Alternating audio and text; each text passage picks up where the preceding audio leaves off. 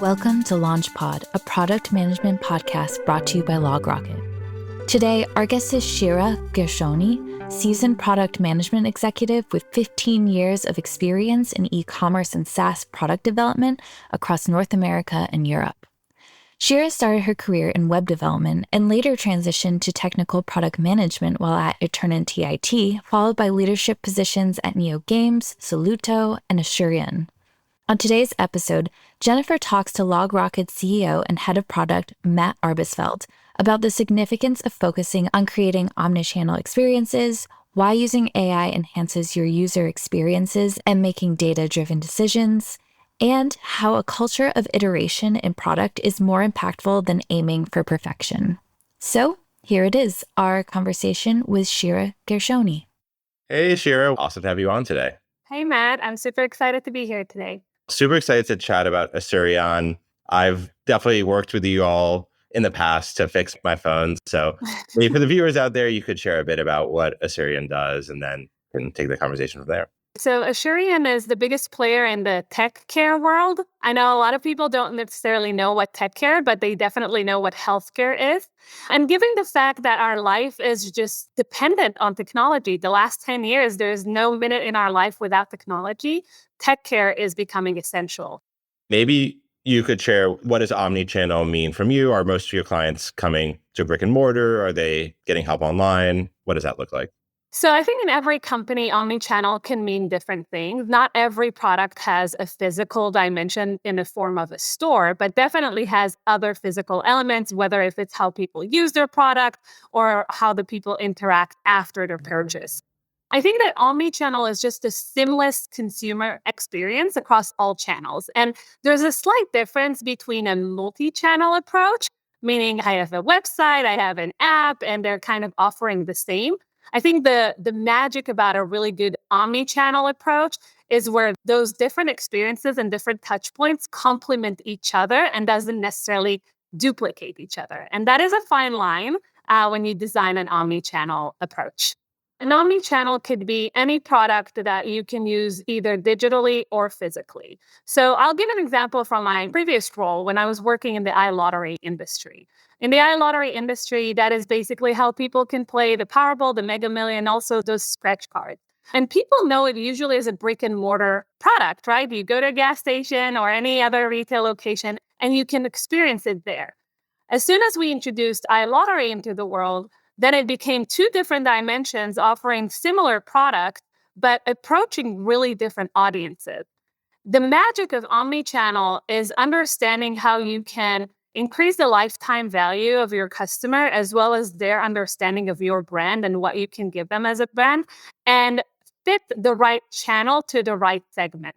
So in product management, a lot of us talk about personas. What is a persona and what does it mean? A persona doesn't necessarily just have to be those dry facts. Oh, they're 35 years old, they're a stay-at-home mom. Those are good things to understand. But a persona is also, what are they inclined to do if you introduce them to a new product? What are the chances that they would be willing to experience more than one channel? So I think that the really interesting strategy to omnichannel is understanding the different personas, but then also taking it in and understanding as a company, what are your strategic touch points? You want to make sure that you meet the customer in the right moments. And we can talk about so many different examples of omnichannel, even the experience of flying, between the airline app and the experience at the airport. So really understanding the personas, the strategic touch points, and then also understanding that omnichannel is about complementing channels versus duplicating channels and how that impacts the customer. In the lottery example, were you taking existing customers who were going to the gas station and buying lottery tickets and converting them to online, or were you going after a new source of customer there?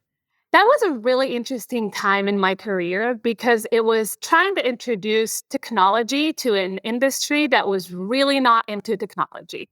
It was decades and decades of how people use that product in one way only and trying to introduce more ways to use that product or to engage with that product. I think that for me, the understanding was, okay, you will have a segment that would be your early adapters. And maybe those early adapters actually never even used the old version of your product. And then from there, you could say that your omnichannel approach is fully matured when you were able not to transfer your retail customers to digital, but actually to create some sort of a multi or an omni-channel experience where they use both. Once your customer uses both channels or more than one channel, you will see that their willingness to embrace new product, their lifetime value, and their overall engagement, how hard it is for you as a brand to bring them back, is way more simple. Yeah, it's amazing. Every brand that you used to see only online now has stores, and then every store is now starting to try to make online brands. Do you feel like it's harder to go from online to in-person or in-person to online? Is there one of those that has been more challenging in your career? Absolutely. And I would say that a lot of product managers that I met and that I worked with in our career were very focused on the software. We think product, we think technology, we're focused on the software. Is the user journey the most optimized and do we hit the highest conversion rate? But in reality, almost no product ends at your phone or ends on the desktop, right? There is either supply chain or operations or customer service. There's always the physical dimension after the software. And usually, product managers in the beginning of their career put that aside as if it's less important or we will deal with that after. But in reality, is that where the customer gets the most benefit, or that's where the customer actually gets the sense of who are you as a company? So I would say it's definitely harder to go from digital to physical because the tiers of complexity become just endless. In my past, I've been working in omni-channel spaces and products for the past 10 years. And I feel like I could never go back. I can never go back to a product that is just software or just physical because seeing how customer interact in an omni-channel space is just invaluable. Also, I feel like no matter how great your software is, the personal touch always makes the real difference. Yeah, that's a very good point, especially in consumer products. Very little is pure online these days. There's some widget you're buying, or a flight was a great example. I was always surprised how many folks went into pure computer science when we need so many more mechanical engineers and civil engineers. How did you sort of transition to working more in the physical world from software? Did you have background in that, or did you just kind of pick it up on the job? I think it was kind of an evolution of why did I even get into product management in the first place? I was a software engineer. I was hands-on coding all day long. And in my personality, I'm more of a run around the hallway kind of person. I can't really sit down and not interact with people. And that's how I transitioned into product management very early in my career.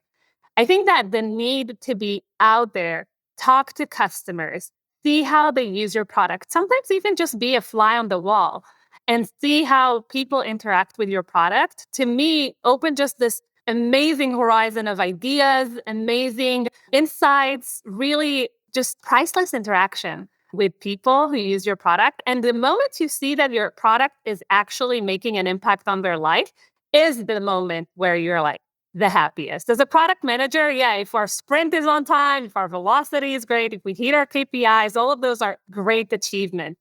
But the actual satisfaction in product management for me, and I think that my team would resonate with that, is actually making a positive impact on consumers' life. The moment you have worked so hard on something and then someone says like, wow, this is incredible, you're almost surprised that it actually works because you've been spending so long. You sort of forgot it's such a big change for them. And I would say you have different types of product managers. I always say a product manager is a suit, and every organization tailors that suit differently. Some people don't really have a physical space, like maybe their only channel is between a warehouse that is in China versus the actual store that they can walk into. And that's where technological tools that replay a session or that allow you to gain access to data that gives you that understanding of the experience outside of the software, that's also a valuable thing that we have today. Yeah, definitely understanding the customer experience is so important. So was your first product manager job in pure software and then you moved into more omni-channel, or what was it like to go more to the physical world? Yeah, so my first product management was actually working for a software company that created SaaS product for organization. That was the moment where I realized that I can't just create a product from my ideas, my personal understanding of the space. I have to be out there. And out there in that role specifically in a B2B industry meant being with my clients, understanding how the clients operate. So even if it wasn't a retail location, sitting in their offices and seeing how they operate on a day-to-day, that's good enough as a start. And that's how I kind of started understanding that there's never just the software, even if the actual deliverable that you're providing is a software. There's never just the software. The software is serving people, the software is serving processes, operations behind the scenes. So there's so many different layers to it. That was more of a B2B world. When I then moved into the direct to consumer world, that became super interesting because it was also my first product where I was in multiple states in the United States, in multiple areas, regions, cultures, and that added a multicultural layer on top of just an omni-channel layer. And how can your product be adjustable to different markets, different languages, and different regulations? And as a product manager, sometimes you think about your persona and the problem you're solving, and then you have to zoom out and understand, is it just the specifics? Is it really what I'm hearing, or there is a bigger picture? So you were helping build a software that was, say, in a gas station that would let folks buy lottery cards and that type of thing? Or what was sort of the physical product? So the physical product was the existing lottery products, right? Whether if it's a Powerball ticket or a scratch card, which actually that was an interesting concept because that side of the business was actually provided by a whole different company with a whole different product manager, not even the software that I was working on. The product that I was working on is how can you create a digital solution to offer similar products, similar entertainment to customers. And then how can that digital solution complement a product that isn't even yours? And a lot of product managers sometimes face that challenge where they're trying to create and add a complementary product to a different product we use. No product is exclusive, but in many, many cases, we actually combine and merge different products that complement each other. And you might not be really working with the product manager designing the other product. So that was my case. I was creating a digital solution for a physical product that wasn't in my hand. And I had to build the strategy around it in a very specific way. The sort of physical product's a bit more fixed and you have to tailor the digital product to support that. Sure, it was challenging in some parts. Yeah. And also, if you're thinking about how can you create synergy between the two, if there's a new product launched at retail, how can you mimic or be complementary to that on the digital side and vice versa? At the end of the day, we're thinking about what would create the best customer experience and the best lifetime value for a customer. And if you think about it as two different parallel dimensions, they will never meet. And if they never meet, they just go, each of them as a singular product with singular customer and not creating a comprehensive customer experience. That makes sense, finding the places to plug the physical product or vice versa, physical. Correct. I'm a bit into the sort of home automation setup, and it's amazing when you set something up and it just works seamlessly between software and hardware. And so I think, the most magical experiences are when you combine the two. 100%. And, it's funny you mentioning it because one of the products that I was working on with Asurion in the last few years was a connected home product. And how do you get to a point where you're up to speed with the world and like you have a fully connected home? And where is the physical dimension, the digital dimension, and the human touch in all of this? I'm sure that's a huge place where tech care, you need some tech care. That's very challenging to troubleshoot those things. So you've been running product management teams for many years. Love to talk more about sort of the day-to-day of what that's like. And one thing I've heard you mention in the past is how you encourage your team not to fall in love with the first solution, but to explore and iterate. Maybe you could kind of expand on that. 100%. I think that it's something we all do, right? We have a great idea and then we're like so in love with that idea and we think that it's the best idea. And it's really hard to climb off the tree at that point. And I think the beauty about product management, it's not a one-man show. It never is. In order to actually create a good product, you have your designer, your engineer, your data analyst, your client, your customer, right? There's so many voices. When I'm walking through how does a product come to the world with my team, and in the past few years that I was working at Asurion, in many cases, it starts with a kickoff. Now, we hear a kickoff and it sounds like this big thing, right? Like, oh my God, you need to prepare and like arrange lunch and all that.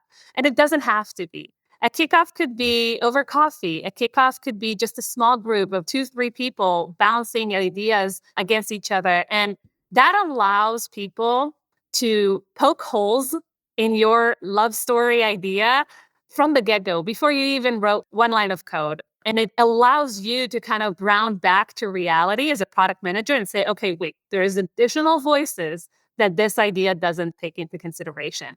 In my opinion, the best way to get there to that poking holes is with a small group of people that have either interest or expertise in the field that you're trying to solve for. Mhm. And then from there, I think that the next natural stage is to really encourage and foster a culture that is a test and learn approach. Using prototypes and A/B testing is great. And I think that in our current era with AI, it is so easy to do because if you have the right data and the right model, you can get to those conclusions really fast. The test and learn, sometimes you can get to conclusions within a day. Really depends on your volume and your traffic. But really making sure that you're not jumping into all or nothing, but you're doing those small iterations. And when you do the small iteration, there is no room to fall in love with the product because you constantly know that you're going to pivot. And I think the third thing in that area, after the kickoff and doing that constant test and learn, is to constantly remind ourselves that perfect is not the answer. And I think that in my early stages of my career, I did that a lot. I was always aiming for perfection. I wanted my boss to see that my solution is the best solution. And sometimes the price that I paid was the time to market or the happiness of my team. Because if you're so bullheaded and you're like, it has to be perfect, then it has trade-offs in other levels. And for me, I keep reminding my team that even though I really like perfect things, I'm not looking for perfect. And I remind that to my team again and again, every time they introduce a new prototype, a new idea, a new user journey, a new potential add-on to our product. Perfect is not the answer, and it's not what I'm looking for, and it's not what our customers are looking for. Definitely. There's trade-offs for everything. And often the trade-offs for perfection is you're spending 3-4 times as long to get there. And then it still may not be perfect to your point because you haven't tested fully. Is it ever really perfect? Because the problems are never ending. Once you solve for one thing, there's a new thing that comes up. So before you solve all the way, take one step further and see how it goes. Well, I think very actionable. And one thing I'm curious about for the kickoff, does the product manager come with a spec or a design, or is it more just a, hey, here's an idea I'm working on? So what's usually the form factor? Yeah, so I think that there's no one like framework that I would say works all the time because it really depends on the type of product you're currently building. Right. It would look very different if you're trying to come up with a new business line or a new product out from scratch versus if you're trying to revamp the customer journey of an existing product or trying to change the pricing of an existing product and trying to understand how you do that. My favorite kind of kickoffs are those kickoffs where you have clear problem and the problem comes from the data. You indicate the data. I love starting kickoffs with 2-3 minutes of customer recording, hearing them speak about the topic of the kickoff or the problem area. Because when you hear them actually talk about it, not only that you get ideas kind of popping into your head, you also have that emotional connection and you really want to solve that problem for them. I think that really good product managers are the ones that they're passionate and they're resourceful and they really want to make a difference. Even if it's a smaller product, even if you're in an early stage of your career, you can make a difference. So those kickoffs, I like to start with grounding into the actual reality, maybe 1 or 2 videos of customers, looking into the data. If you're trying to solve a problem, looking into the data of the current problem and grounding people in the problem space. And then starting with like brainstorm, sticky notes on a board, mapping those sticky notes, wherever it makes more sense. And there's a lot of work for the product manager after the kickoff to digest all of it. So the kickoff is like a festival of ideas and a festival of awesomeness, really, because you bring the right people around the table. But then the PM needs to do that digesting process and the prioritization process and ground it back to the data to see what is just a cool idea versus what could be a meaningful change. And I love how you mentioned bringing a few customer anecdotes and stories. I think a lot of times PMs feel like they need this sort of statistically significant data, but having 3, 4 people say the same thing that makes logical sense is sometimes the best data you can give. Yeah. And again, I think there's so many types of product managers. And sometimes in certain companies, the way they tailor that suit of the role is more oriented towards project management, requirement gathering. But I would say that's the old school product manager. Today's product managers are way more data oriented, know their market, they know their customer base, they know their product, and they're thinking strategically, really focusing on results versus the process. That makes sense. Aligning on the problem and sort of high level approach and not the specifics. Yeah. So many of our listeners are chief product officers, VP of product. One thing I wonder is how involved do you get in the kickoffs themselves? Are you aligned with the product manager going into the kickoff? Do you ever see a kickoff where you're kind of disagreeing with the product manager? Just how do you sort of handle the relationships with your product managers? Yeah, well, I think my team would love that question because they know that I love being part of the kickoffs. And I love being part of the kickoffs, not so I can control the room, but more that I can hear how we think together as a team. Part of my role as a VP is to build great teams. And sometimes you understand what you have in the team and the talent you have in the team, but also sometimes you can see, oh, I'm actually missing specific qualities in my team or specific perspectives in my team or expertise. I love being part of those kickoffs, but the reality and time does not allow to be in every single kickoff. So I would either connect with my team ahead of time, make sure that they prepare the right materials, such as the data or the videos or the testimony of the customers. And also always remind them that the goal of the kickoff is not to come out of it with a solution for the problem. I'm not expecting them to come out of it with a spec or a user story or a functioning prototype. The goal of the kickoff is to make sure that we're on the right track. And then, as I said, there's so much homework after the kickoff. The real work starts after the kickoff. And that's where I also work really closely with my product managers, trying to learn from them and from the kickoff what's the right direction they recommend us going. And I have to ask how you're using AI to help develop user experience in the website, or has it made its way into the in-store experience at all? It's just, are you seeing value there yet? Well, I think we all use AI now. I think there's not even a day where I don't use ChatGPT anymore. And for me personally, I do it for household things, planning trips, the day-to-day stuff. But if I'm thinking about it in the professional space and how AI has become so integrated into our products, AI for me as a VP product is kind of my secret predictor and a trusted advisor. The models of AI are based on tons of data, right? If a company in the size of Asurion with hundreds of millions of customers have so many interactions with customers where the data is there. You just need the right models to understand how can you leverage that data. And the reason I'm saying it's a trusted advisor is because based on all those data records, you're actually able to create an edge that is based on your business, right? It's not general knowledge. The proprietary data that each and every company has is what is feeding the AI, not just a general internet knowledge, right? So AI is empowering humans, AI is empowering our product, AI is empowering decisions. And the decisions could be either the decisions that our representatives are making, because Asurion is based on tech care and providing services, but also how the user journey looks like and what path do you take, what turn do you take in the customer journey based on AI. We know there's no one size fits all. There's no one product that can really answer every different problem. And AI is the one that helps you navigate through it and sometimes also prioritize what is the next big product you need to work on. Interesting. So you're using AI also to research and figure out sort of what customer needs might be, looking across all the data. 100%. The AI is used either when you're looking back at things, but also in the moment when you're actually making real-time decisions. Do you have teams internally dedicated around AI? Is it each product team sort of has it as a tool at their disposal. How are you sort of looking at using AI there? That is probably a question that product manager and every company actually asks themselves is, how do we start? AI is such a big word.